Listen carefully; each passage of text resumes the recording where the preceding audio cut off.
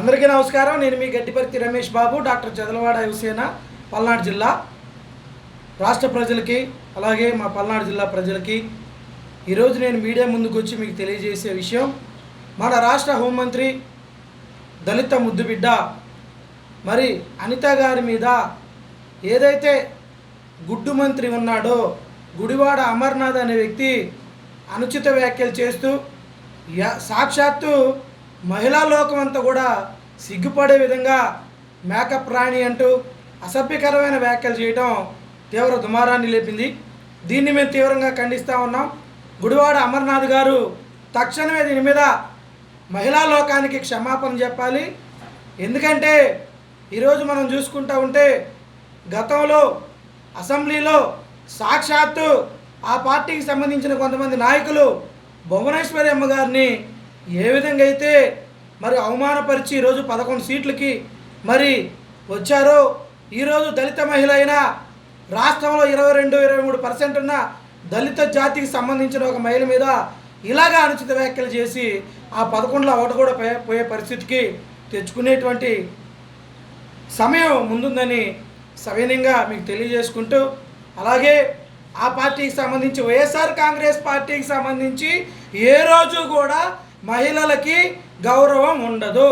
ఎందుకు ఉండదంటే సాక్షాత్తు ఆ పార్టీ అధ్యక్షుడు జగన్మోహన్ రెడ్డి గారు సొంత చెల్లిని తల్లిని ఇంట్లోంచి బయటకు గెంటేసి వాళ్ళ మీద ఆస్తి తగాదాల్లో కోట్లకేసి కోట్లు చుట్టూ తిప్పుతున్నటువంటి సందర్భం మనం అందరం కూడా చూసాం ప్రజలారా.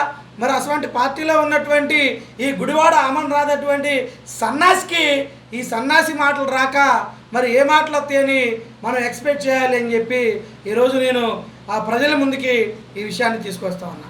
దీని మీద యావత్తు దళిత లోకం అంతా కూడా దిగ్భ్రాంతికి గురైంది. ఒక దళిత మహిళ రాక అవకాశాలు దళితులకి ఎన్టీ రామారావు గారి పుణ్యమంట తెలుగుదేశం పార్టీలో ఎస్సీలకి ఎస్టీలకి బీసీలకి అవకాశాలు వచ్చి ఎమ్మెల్యేలుగా ఎంపీలుగా మంత్రులుగా ఈరోజు చంద్రబాబు నాయుడు గారి నాయకత్వంలో నారా లోకేష్ గారి సహకారంతో పవన్ కళ్యాణ్ గారి సహకారంతో ఎన్డీఏ కూటమిలో ఈరోజు ఒక దళిత మహిళ మరి హోంమంత్రిగా ఉండడం సహించినటువంటి ఈ సన్నాసి అమర్నాథ్ మరి ఈ విధంగా మాట్లాడడం మరి ఎంతో బాధ కలిగించింది. దీని మీద మేము తీవ్రంగా ఖండిస్తూ ఉన్నాం.